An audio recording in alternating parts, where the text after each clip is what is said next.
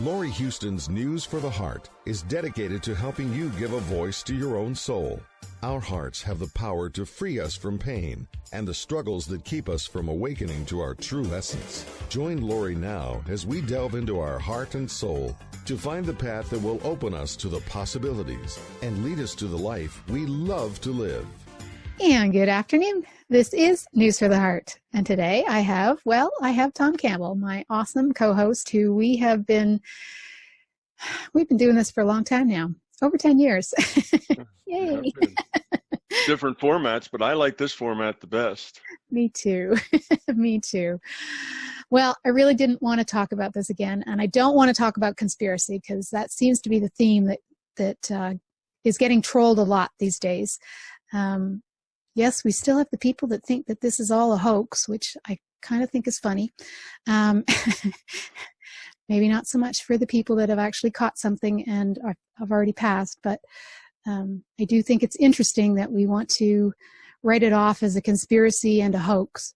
The other thing that keeps coming up now is our lack of freedom. I'm not actually sure we ever had any freedom, or at least not as much freedom as people think we want to have, but I don't think that that's the message that we should be getting from all of this. Yes, we're being asked to stay 6 feet away from people, and we're being asked to, not go out as often. And yes, there are people that are getting ticketed, and because they're not following the rules. But the people that seem to think this is a hoax, and the people that seem to think that we no longer have freedom, we've kind of come full circle again. The message of our last show was that it really doesn't matter who's to blame. So everybody that's looking to blame somebody is because, we don't want to take responsibility. The whole tough love thing, that we're all part of this larger consciousness system, that we're here to grow up, and we're not doing that. And so instead, we seem to want to blame everybody and have these conspiracies that it's all a hoax, and then that our freedom is being taken care of or taken away from. It's just, it's interesting. And I don't know, I think part of it is we're looking, ultimately, our ego always wants to be in control. And so we're looking at things and trying to get back our control because we don't have any control. So we troll things and we put out comments and we don't quite get the whole, I don't know. People are saying we're romanticizing the fact that the earth is getting cleaner because we are being asked to stay at home and that we're not being able to, transport all over the world. And I don't know that that's a romanticizing, but there's just so many thoughts out there. And to me, they're all fear, every single one of them, except for the ones that are being real. Yeah, well, fear is obviously the problem. Wherever there's lots of fear, you will find people creating things to be fearful of. If you're a very fearful person, then you will find scary things everywhere. It's like I guess it was kind of an old joke about the man in New York City who was terrified of elephants. And every puddle he saw on the ground, that was rain filling in an elephant's footprint. And every time the wind rustled the bushes, over there in the park, he'd see those bushes rustling. He knew there was an elephant hiding behind those bushes, etc. So he had lots of evidence about elephants, roaming around in New York City. He found evidence everywhere. Well, that's the way it is. If you're terrified of elephants, you're going to find evidence of elephants, even if you live in New York City.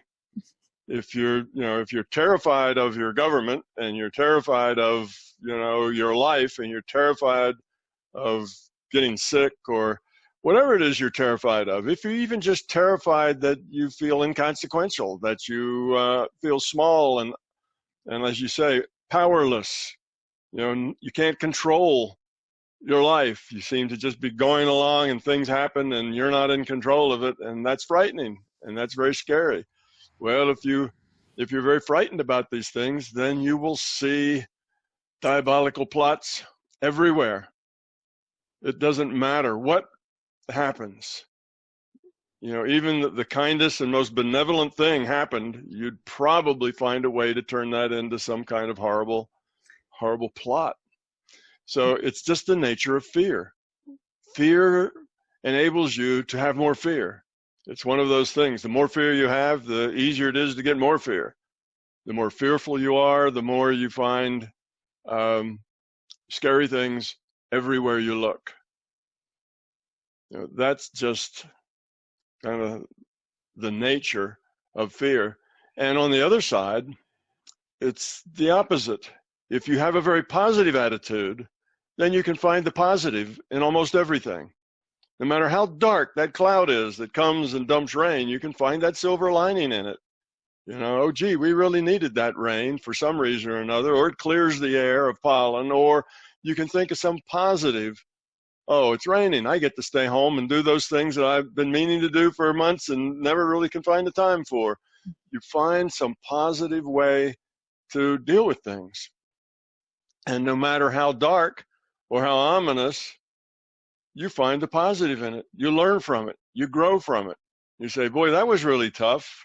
Like Viktor Frankl being tortured and his family and children all killed in concentration camps.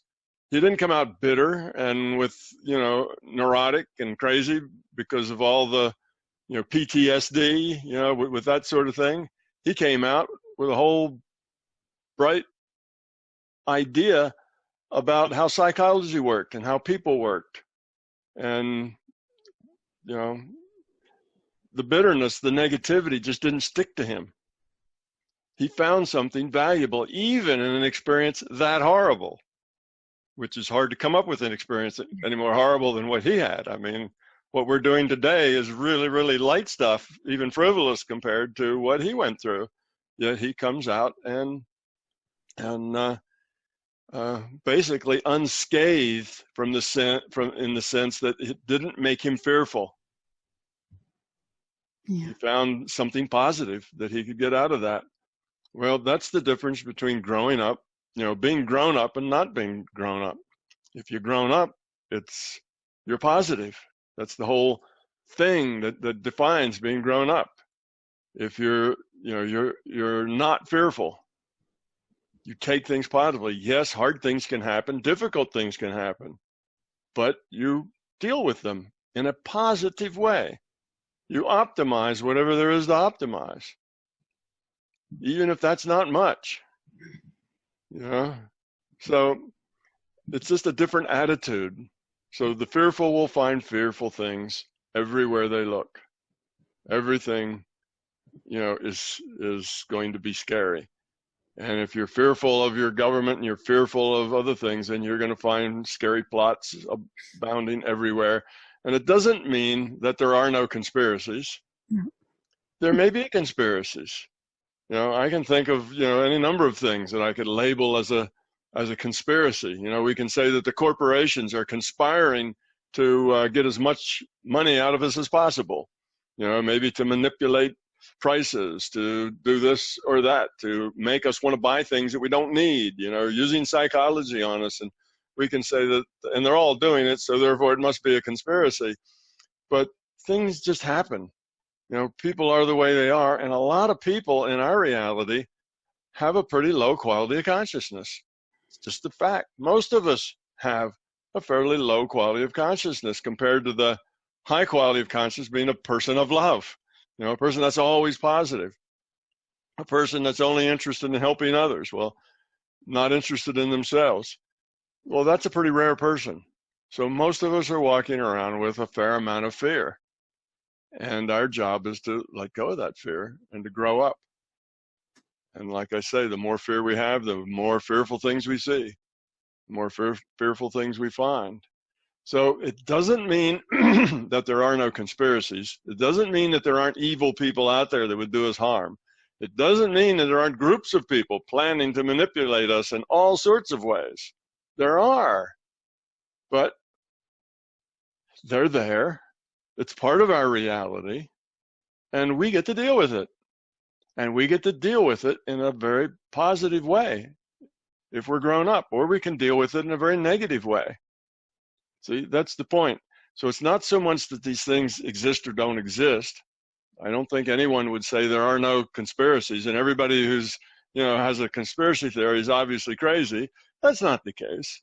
A lot of stuff out there is unpleasant. A lot of it is planned to be, unpleasant, to take advantage of us. I mean, that's what marketing is all about, how to take advantage of people and make them not dislike you afterwards. Take advantage of people and make them smile at the end of it. That's what marketing is all about. Manipulating people.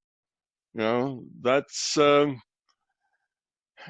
a lot of our cultural rules are. They're about manipulating people.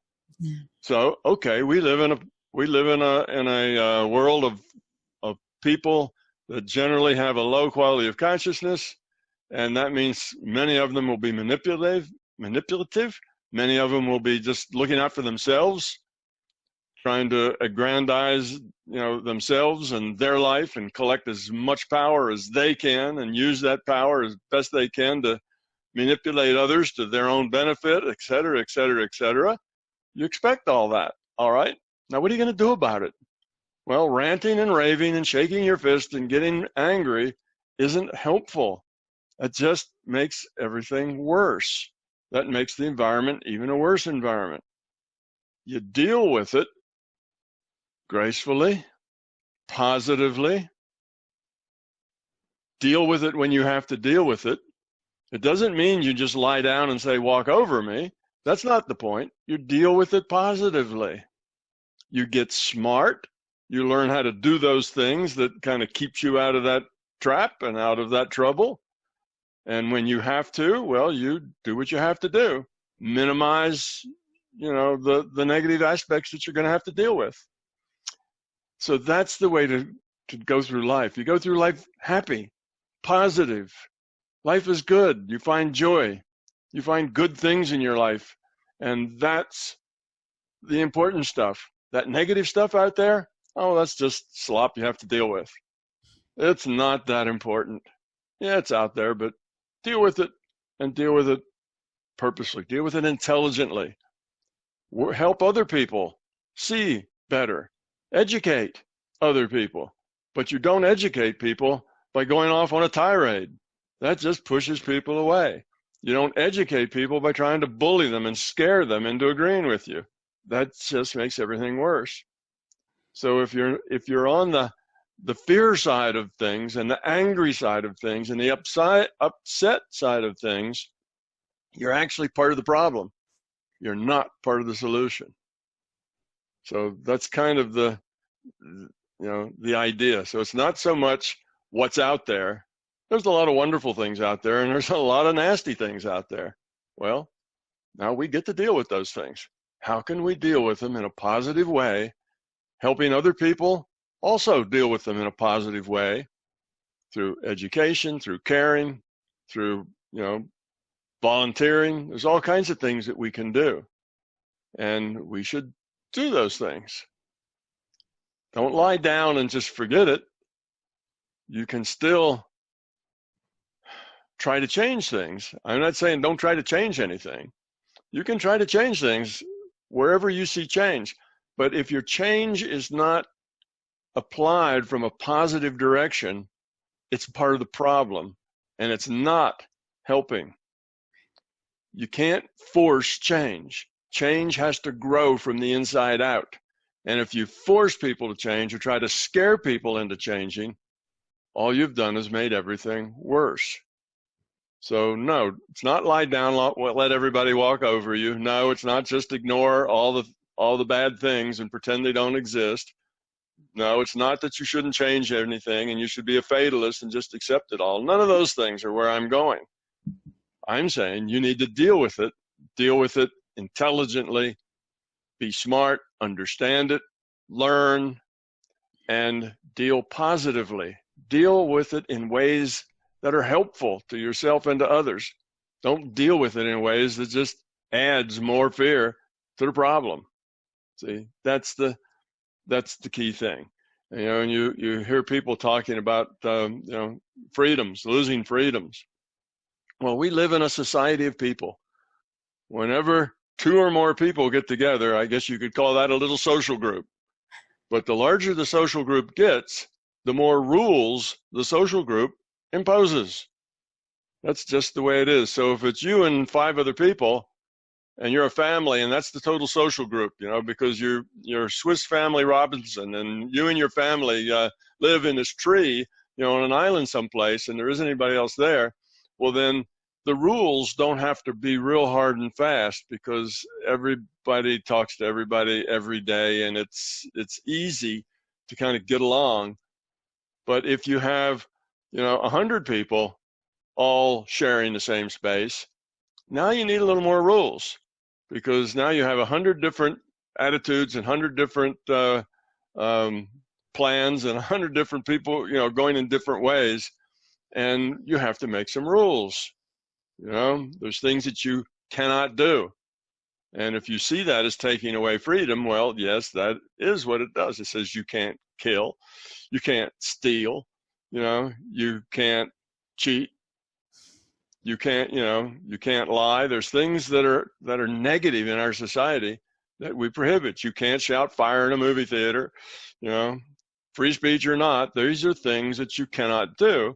Otherwise, there are people who enforce these rules, and you will be, you will be nabbed by those people who enforce those rules.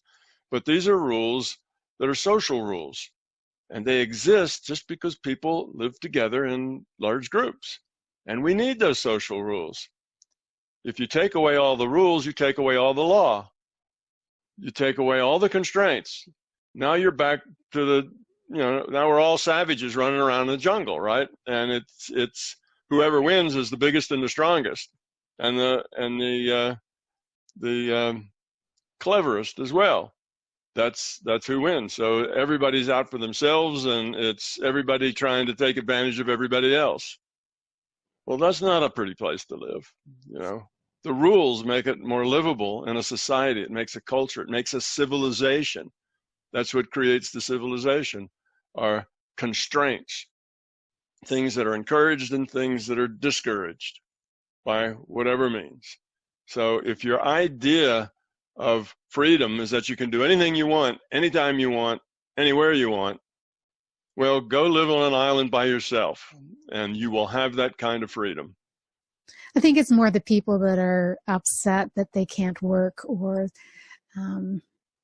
Well, if you're upset about things like that, then you're not complaining about having your freedoms taken away. You're complaining about having your work taken away. That's a different attitude. And that's one of these things that stuff happens and you get to deal with it. And it may not be a nice thing that happens, but deal with it in a positive way. I don't know what all those answers are, but look for other work, find other ways to get by, minimize your expenses, take what helps you can get from programs that are made to help people that are kind of stuck like that. Do whatever it is you can do, do your best, but don't do it with anger. Don't do it with being upset. Deal with whatever it is you have to deal with positively, with some grace, accept uncertainty in life. Don't be upset because things are uncertain. Take your life as it comes. And I say that, even for things that are difficult. Say, you're a parent and one of your children dies. Well, that's a really hard thing. Or you're a very young child and one of your parents die. There's lots of things that are very difficult to deal with. But if how you deal with it is with anger and upset, all you will do is damage yourself and make everything worse. If you can deal with things, so I'm not saying that, you can say that because, you're not being squeezed right now or you didn't lose your job, but I'm talking about very hard things, everything. You have to deal with it the same way, the best you can. Some situations are just hard, but you do the best you can and stay positive. Negative doesn't help. It doesn't take you anywhere.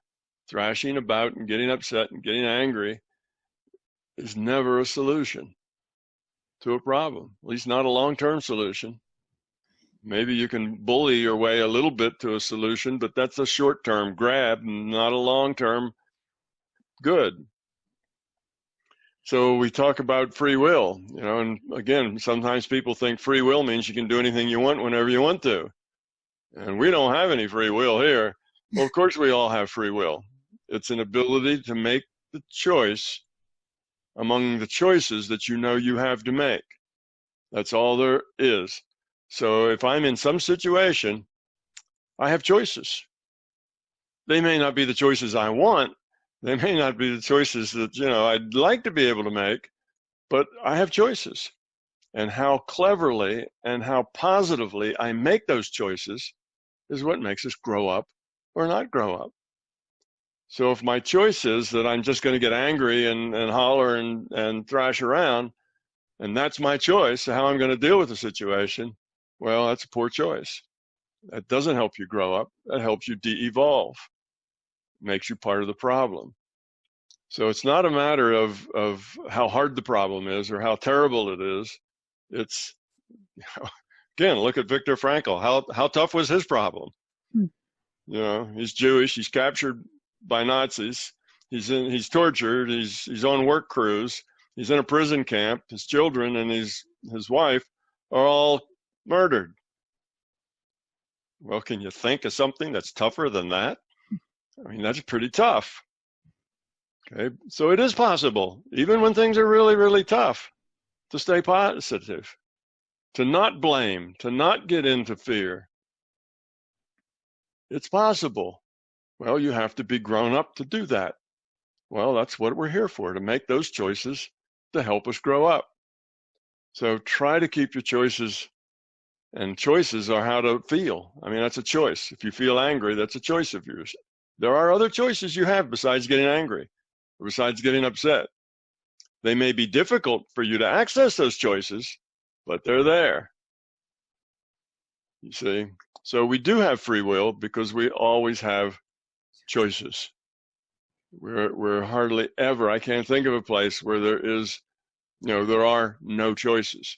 Now, a lot of people say, oh, I don't have any choices, but what they mean is I don't have any choices that I like. I don't have any choices that I want to choose. Well, life is like that sometimes. Your only choices are between bad and worse.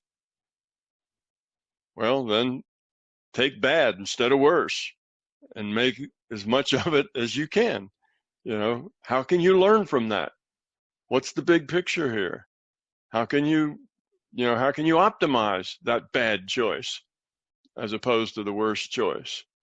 Well, then do that, and stuff happens. And you just have to deal with life as it happens. And what I've found that if you do that, life starts to become good. Not necessarily always, but most of the time, the stuff you need kind of happens because you are having the right attitude. This is a virtual reality. It's a learning lab. And if you do well in class, you tend to get gold stars, at the end of the day, and things work out pretty good. If you don't, if you're not growing up and not being positive, then things tend to be negative because the pain is your feedback that tries to get you to make better choices. So yes, we have a lot of people on hard times, and those hard times are really hard. I wouldn't make light of the jams that people are in now. An awful lot of people find themselves between a rock and a hard place. Whatever it is they do, it's going to hurt.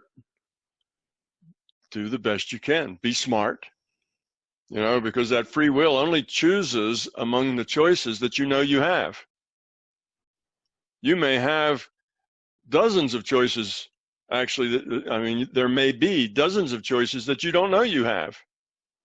Choices that are maybe inaccessible to you just because of the way you are, just because of your attitude. So that's why I say be smart. Make sure that you have as many choices as possible because you're open-minded, because you're seeing big pictures. You're not tunnel visioned in on an expectation or the way things need to be or being in control. You see, those things make choices go away. Oh, I can only do this if I'm in control. Well, now I only have those choices that make me in control. Otherwise, I can't do it. Well, I've just limited my choices a whole lot. You see, I can only do this if I make a lot of money doing it. Otherwise, I can't do that. Or even if I make enough money doing it, even if it isn't a lot. Well, otherwise I can't do that. Well, now you've limited your choices. So look at all your choices and see where they might lead. Sometimes a choice that looks not so great initially will lead to some place that is great after a little bit of time. But you'll never get that break if you don't make the initial choice. So we always have free will. Free will is just within the context of our own choices. And what we do with that free will is up to us. And if we use it to express our fear and our anger and our annoyance and our hate and our, general nastiness, then we're de-evolving. If we can stand back and say, wow, what a mess.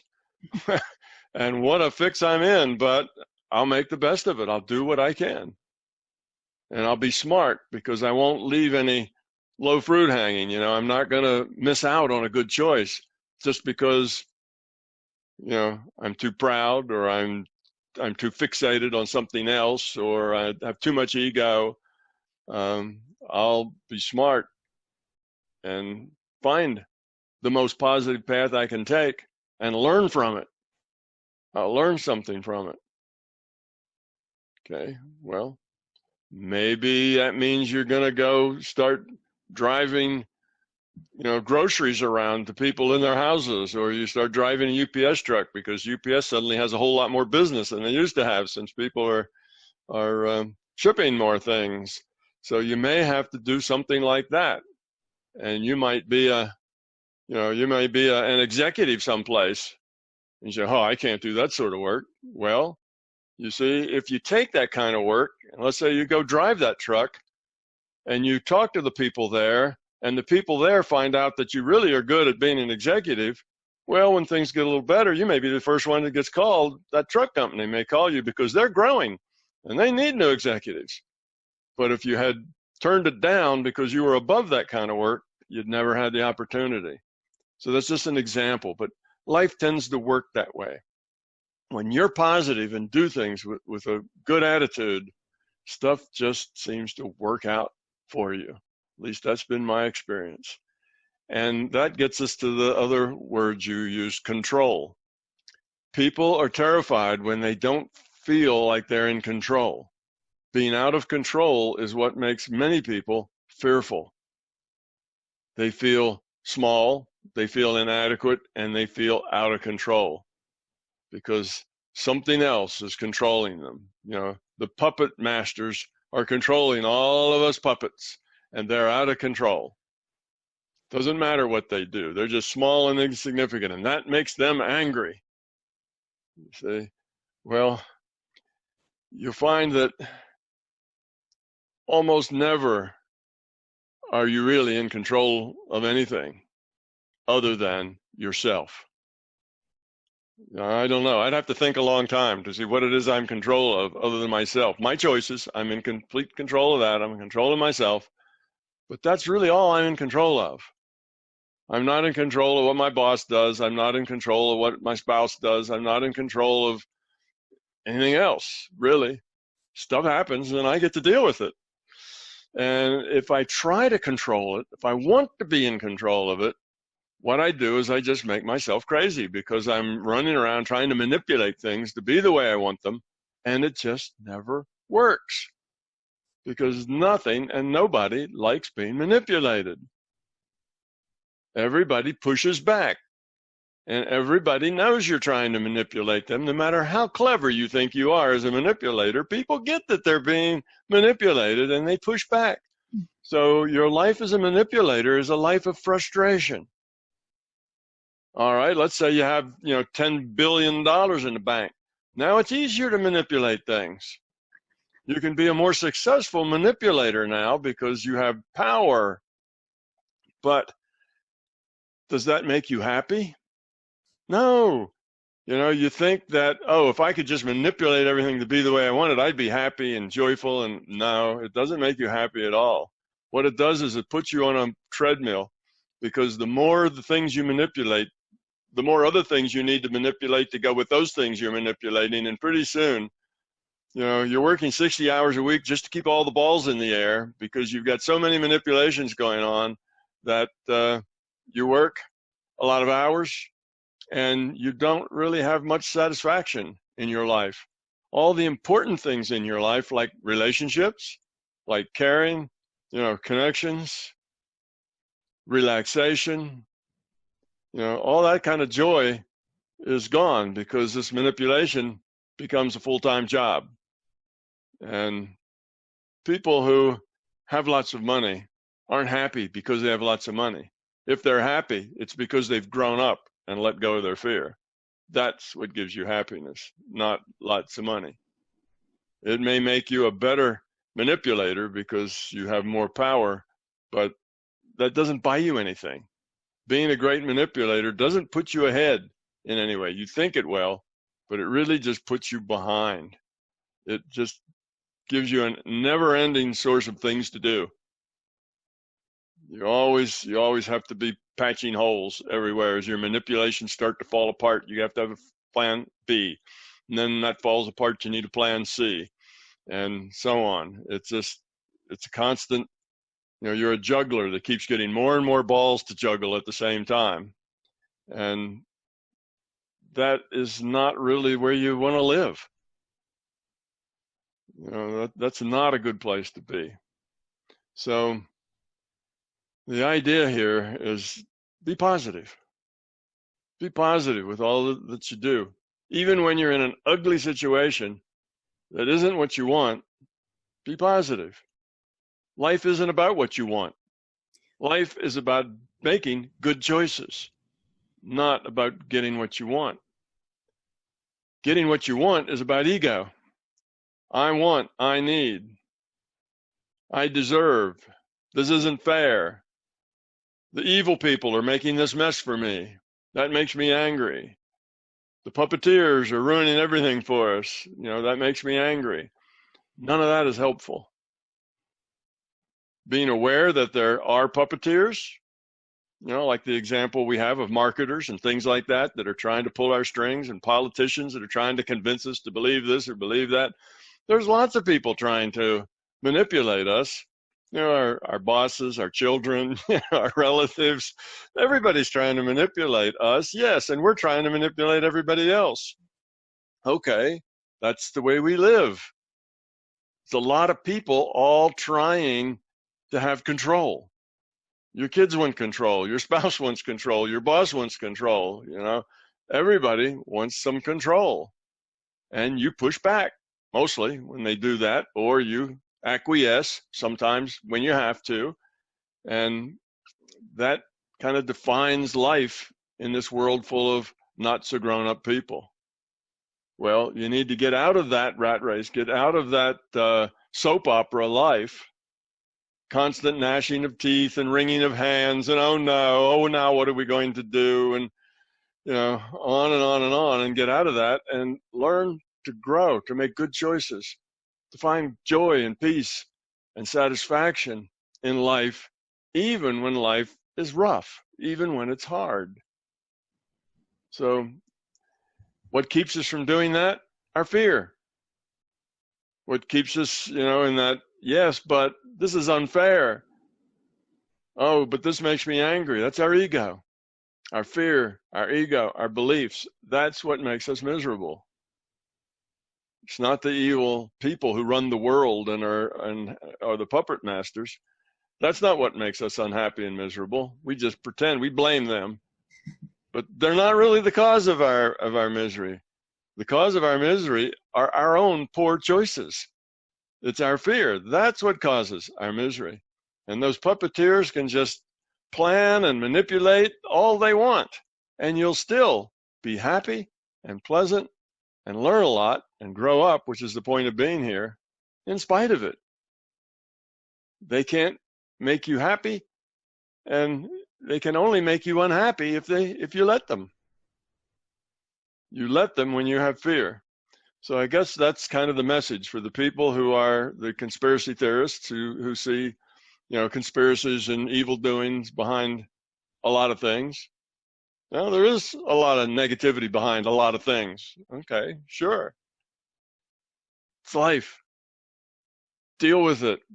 Deal with it positively, not by blaming others and calling it unfair and pointing fingers and I'm smarter than everybody else because I understand this and they don't. None of that's helpful.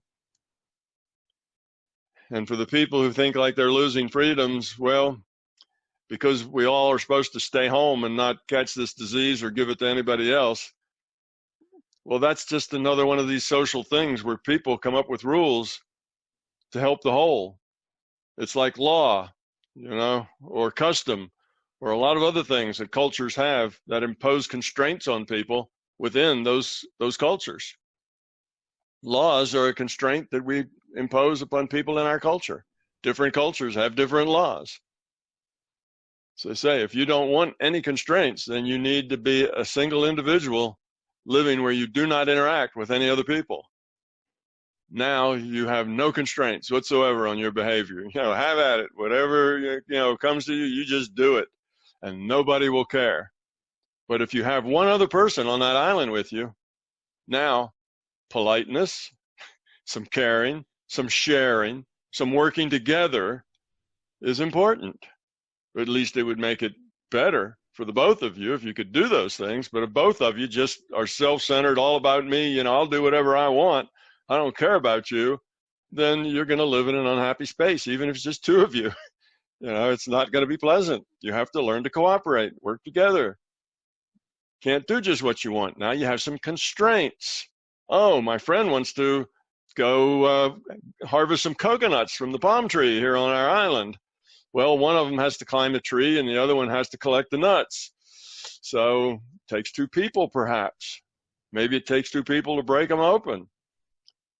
Maybe neither one of you are very good at doing it all yourself. It'd be a lot better to do it with somebody. So you'll learn to cooperate, make the best of what you have. That's all I'm saying, is that if you're unhappy, if you are frightened, if you see ugly things going on and that upsets you and angers you and makes you feel like, what's the use? What's the point? Everything's so bad. And you can't help but scare other people because you tell them how awful it is and how scary it is. Okay, if that's where you are, you're part of the problem. You're not part of the solution. You got to let go of all that fear and start making the best choices you have. And I can tell you ahead of time that the best choice you have is not to blame other people about what's happening to you. That is not a useful choice for you to make. It doesn't lead anywhere good for you. It just leads to things being worse for you. It makes you depressed. It's not a smart choice. So I don't know if that will help people who are having a really hard time. And like I say, a lot of these hard times are really hard. I mean, what if you got a family of 4 or 5, people together and everybody's lost their jobs, and how do you pay the rent? And what do you do? Well, these are not easy things. But there are positive choices, which is the best choice that we can make under the circumstances. Getting upset and angry and screaming about it and fighting about it and being irritable and then, not getting along with people and creating a bigger problem is not part of the solution. Ranting and raving is not part of the solution. Being snippety to people because you're upset is not helpful. So lighten up, folks. Deal what you have to deal with and keep a smile, keep a positive attitude. It'll be whatever it is. And sometimes it's really hard. Sometimes what we have to deal with kills us. Sometimes. Well, if that's the case, then move on to a new life experience afterwards. It's whatever it is. We're here to experience. And by those experiences, make good choices. That's what we're here for. Not to have a good time, not for it to be easy, not the party. We're here to make good choices. Choices that are positive, that are loving and caring. Choices that are helpful to other people, not just ourselves. We're here to cooperate and care, have empathy. This is what we're here for. And if you do that, you're a success, even if you have to eat in a soup kitchen someplace because you can't afford to feed yourself. If you can do that, you'll still be a success. It'll still be a successful lifetime.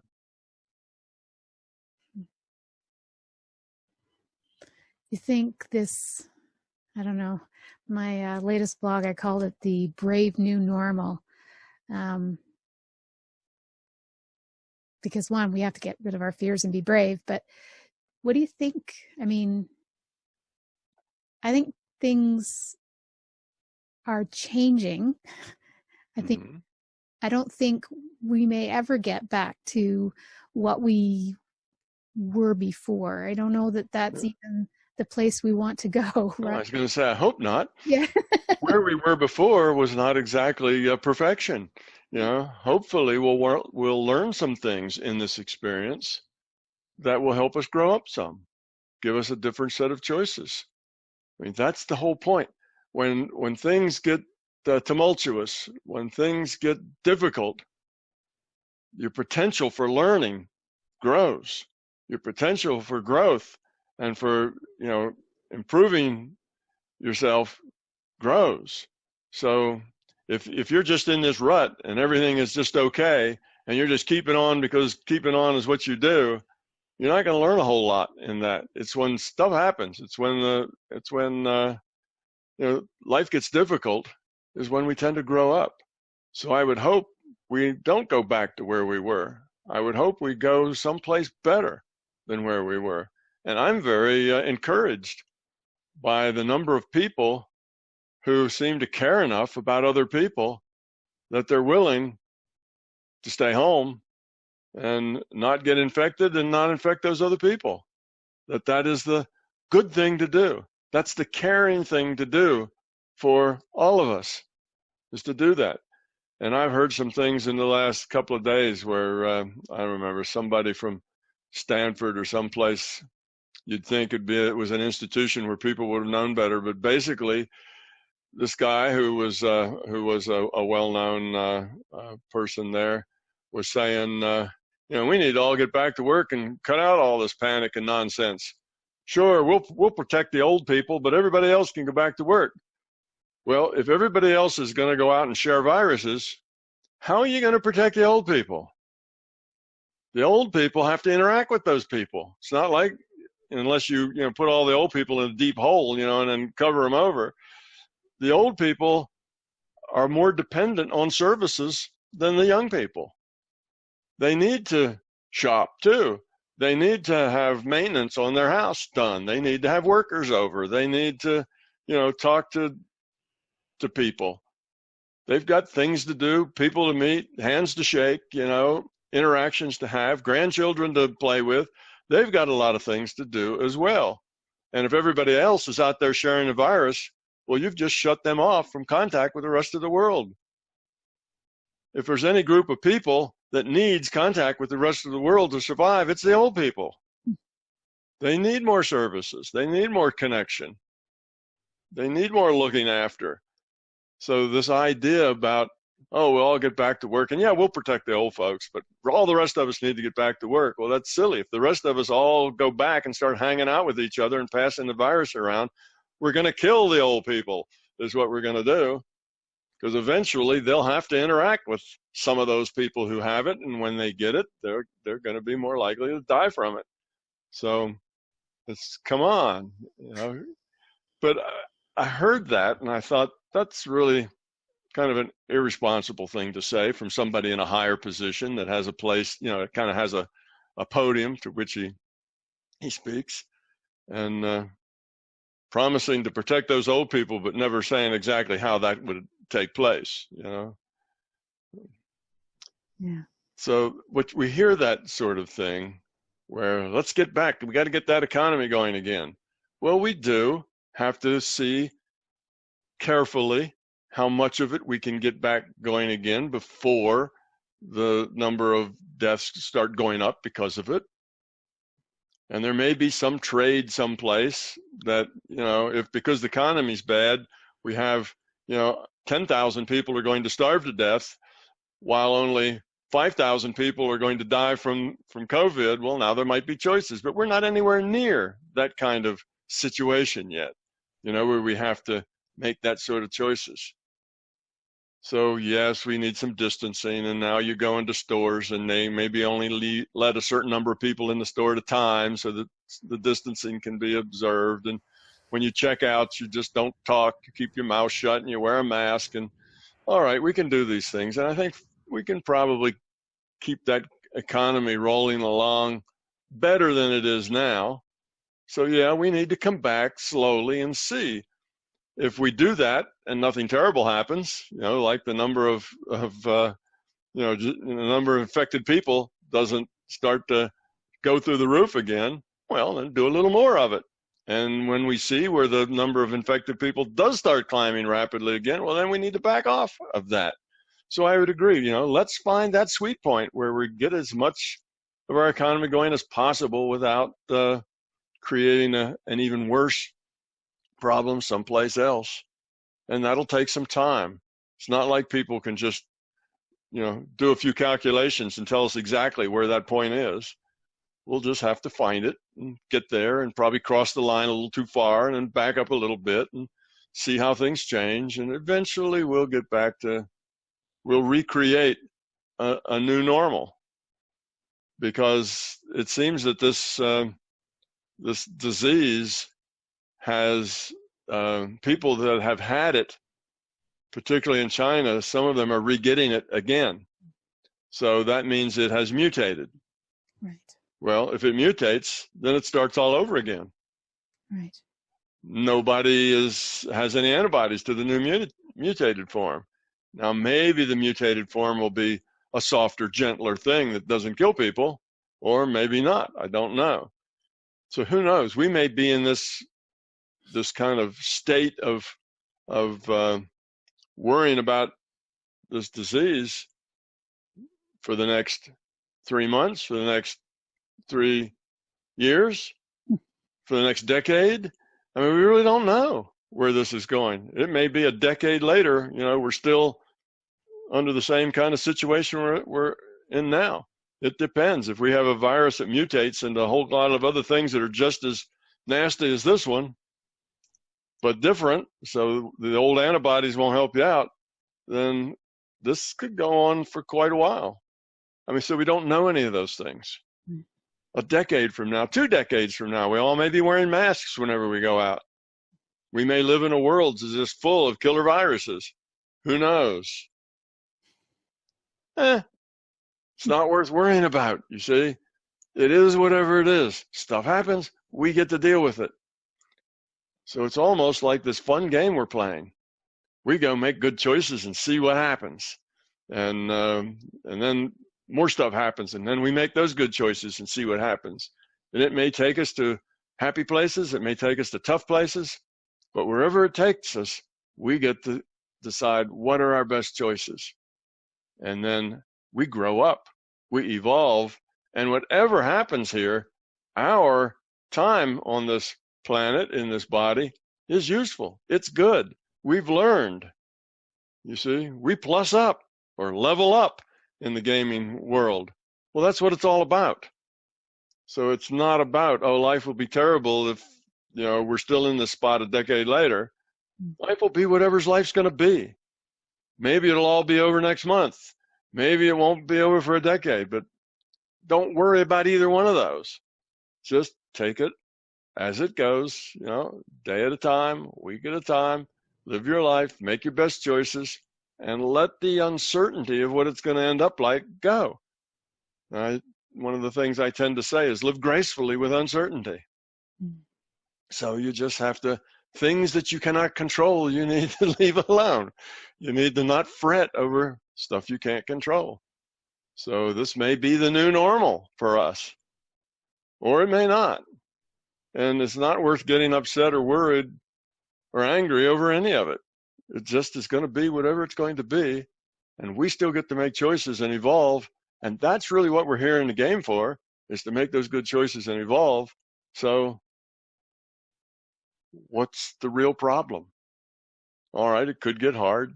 We may have dozens of these diseases going around instead of just one. Who knows where this will take us? But it'll take us somewhere else. So we've just been kicked out of our rut. And now there's a lot of new stuff going on. And what are we going to do with it? What are we going to learn from it? That's really the place to be. Not worrying over what this model says or that model says or how long it's going to be or when we're going to get back to normal. We'll probably never get back exactly to the normal. And like I say, I hope not. I hope we get back to wherever we get back to or wherever we get forward to. I hope it's better than the old normal because people will have grown up. And that's what's important, is that people grow up. That's the whole point of it. So I just look at the whole thing as positive in the sense that we get kicked out of the rut. We have to think new thoughts. We have to kind of consider new ideas, find new ways of being and getting along and doing commerce. And maybe we won't do commerce so much about getting in big crowds and rubbing elbows. Maybe we're going to do more digital things. Maybe our whole society and culture will take a turn here and end up, developing and evolving in some other direction other than the way it has been, which is big mass meetings where lots of people get together and, and are close to each other. That may be a thing of the past, sort of like people riding horses. And one time everybody rode horses around and that was just a part of the culture. If you wanted to go someplace more than a mile or two, you needed a horse. Well, not true anymore. So that part of our culture, that was a necessary and very obvious and central part of our culture. Horses, not anymore. Gone. We do other things now. We ride around in automobiles. Now we need gasoline instead of horses. So things change. And if we make good choices, we'll all do better. And we'll grow up. And we'll all have a good time. It'll just be all right, So okay, we're kicked out of our rut. Now, what are we going to do with it? Think positive. If you think positive, we'll do something positive with it. If you think negative and think fearful, we're going to mess it up and create something really, really ugly. So it's our choice, our collective choice. So what we do as a society is the sum of all the parts, the sum of all the choices that the people make. So if we have 90% of us all very fearful, well, then we'll create a fearful, unpleasant, and it'll be less pleasant now than it was a decade ago. We'll create something worse because people are more fearful now than they used to be. That is, we've been de-evolving. Or if we're positive and do the best we can and make good choices, then we'll create something much better than what we had before. So it's good every once in a while to get jerked up out of your rut and to have a whole new set of things to have to make choices about. So I just encourage all the listeners to make positive choices, make happy choices, make good choices, stay smart, be aware of what's going on, but be positive. Let people be the way they are. If other people are ugly and low quality consciousness, you got to live with that. It's the way they are. That's not a good reason for you to make poor quality choices. Accept them the way they are and go on. So I don't know whether we call this tough love or what, but it's kind of trying to recalibrate people to see life in from a different perspective. The perspective of fear is, oh no, look at that. Oh, how horrible. We're being manipulated. Our freedoms are being taken away. Oh no, the future is going to be a terrible thing. Unite now. We have to fight back. That sort of thing. Well, what we create there is probably a war or something else, and it will not be pleasant, and it'll hurt more people than it will help, and it will be a big disaster for everybody. That's not really what we need. No. We just need people to grow up, you see. So if we have that positive attitude, then we just chug along, and we can be happy, and we can find joy, even if we're in a very hard situation. We do the best we can. We learn. And, even if we end up, think something horrible, starving to death, well, then We get to start over in another situation someplace. So that's the way it is. And the people who are very fearful will probably listen to me and think that guy just doesn't understand. Yeah. But I like the comment, well, apparently if he's staying home, he's doing it because of fear. And I think they missed that point. no, you don't do, that's the thing. Sometimes people think that being fearless means you're stupid. Yeah. Well, why don't you jump off this cliff if you're fearless? Well, no, because I'm not stupid, not because I'm fearless, you see. So you don't stay home because you're fearful. You stay home because it's the right thing to do.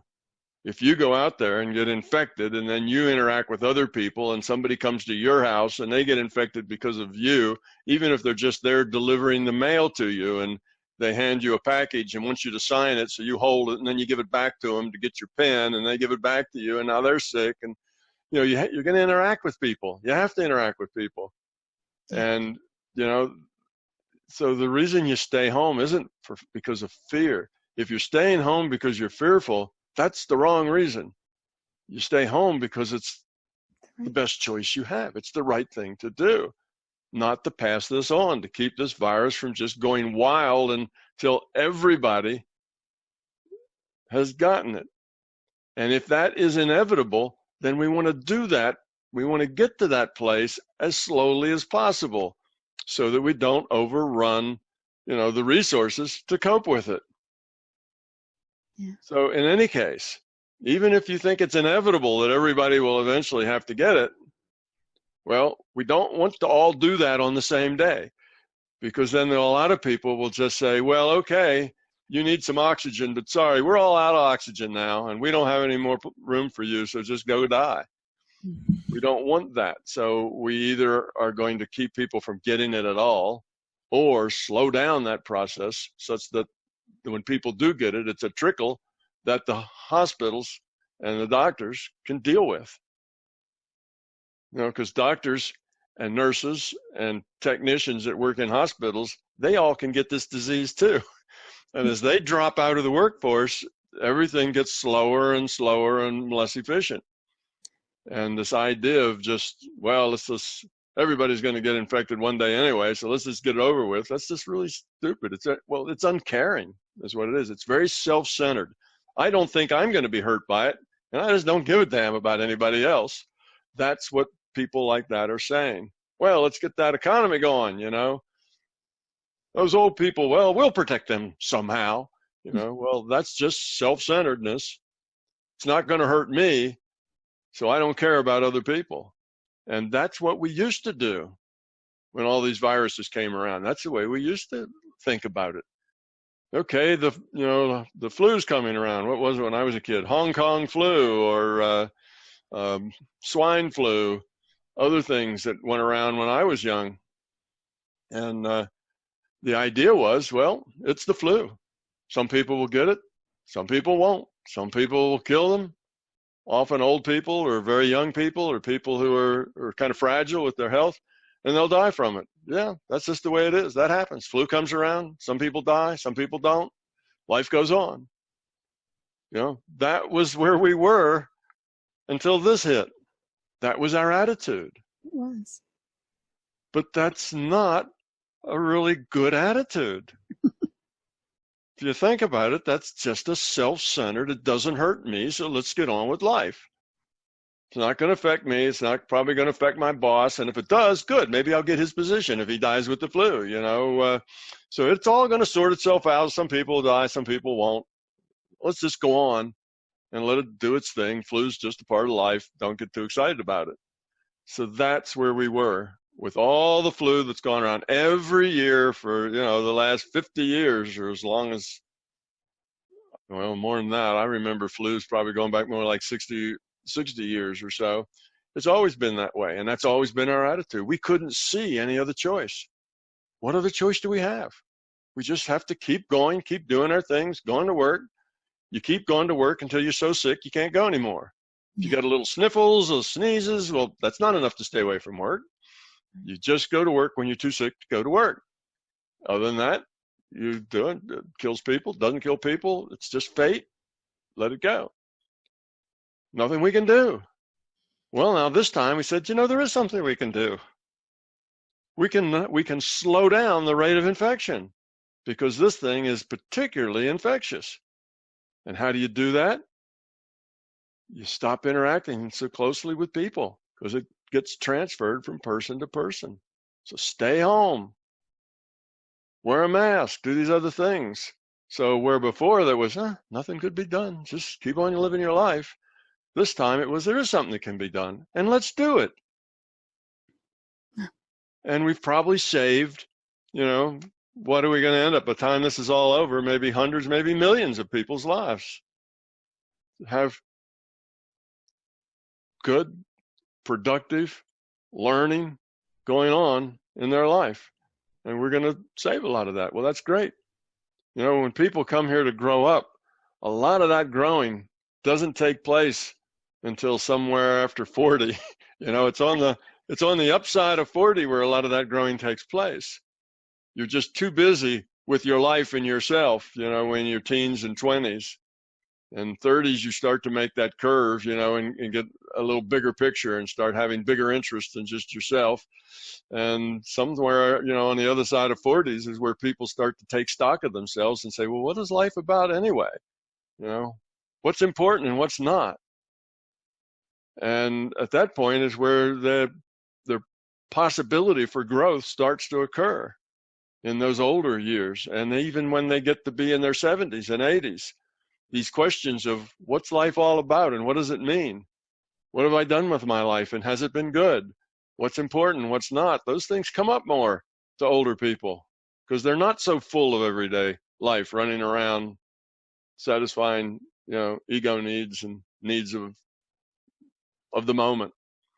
So to let all those people die at the part where they probably have some of their quicker growth, it's just not helpful to the growing up process either. Old people are an important part of our culture here. They come with wisdom, they come with experience, and they shouldn't be so casually just tossed out like they don't care. They're not all that important. Well, there's nothing we can do about it anyway. Well, we can, and we have. So hip, hip, hooray for us. We got out of that rut, and we're making a difference. And it's working. And so far, the pain that we've had to pay is less than the difference that we've made in the people we saved. So as long as the equation is like that, then we ought to keep doing it. When that equation goes the other way to the pain we create by staying separate is, greater than the pain we create by being together, then we need to shift and do something else. Cultures and societies will modify their rules to benefit the society. And that's what we're doing. So if it gets too painful, we'll start modifying those rules some. That's what societies do. And this society decided those older people were significant enough to suffer a bit for them. Well, good for us. Maybe we're growing up. You never know. Maybe we're thinking about other a little bit more, not so much about ourselves. It's a good sign. But then you've also stirred up a whole bunch of fear with the people who fear out of control. A lot of anger because they've been kicked out of their rut and things aren't going on the way they used to. There's a lot of bumps in that rut and a lot of uncertainty in that rut. Where's it going to go? Okay, I can get by for the next couple of weeks, but if I have to do this for another 6 months, I'm going to run out of funds and it's going to be terrible. Well, there's a lot of uncertainty about what's going to happen. And that uncertainty tends to create fear in people who aren't too grown up. And then that fear creates bad behavior, poor choices. Poor choices, bad behavior kind of go together. So that's kind of where we are in a nutshell. And it's up to us to either evolve or de-evolve according to our choices. And it'll be whatever we create. So we could create an ugly monster here because we've created more fear than we can deal with. Or maybe we'll create something really lovely with people who care more about other people and see the benefit in suffering a little if it helps other people. And as a culture, hopefully we'll grow up and evolve and not de-evolve, but it's up to every individual. What the culture does is going to be the kind of the vector sum of all the people in it. And we'll see. What do we make of this opportunity to grow up? Let's do that. Yeah, let's do that. Do that. All right. Well, another great show. Should be interesting to see what the comments on this one are. Yes, I expect we'll get some flames, some flamethrowers pointed at us at this one. Probably. Because fearful people have a hard time letting go of those fears. You know, that fear is an integral part of them, and they have a hard time letting go of control. So it's difficult. Most fearful people won't just listen to something and say, "Oh, I see. Oh, I just shouldn't be so afraid. Okay, not a problem." It doesn't work like that. Fear is very irrational, and irrational people don't usually get changed by rational discussion. If you're in an irrational mode of action, discussion to the contrary, that kind of outside of your beliefs, just doesn't faze you. Kind of goes right over your head or in one ear and out the other, as they say. So I don't know that it'll have a huge effect, but maybe those people that are in the middle, that are still thinking about it, maybe we'll give them a little something extra to think about. A little nudge to the other side. Yeah, a little nudge to the light, nudge toward the light. All right. Well, you've been listening to News for the Heart.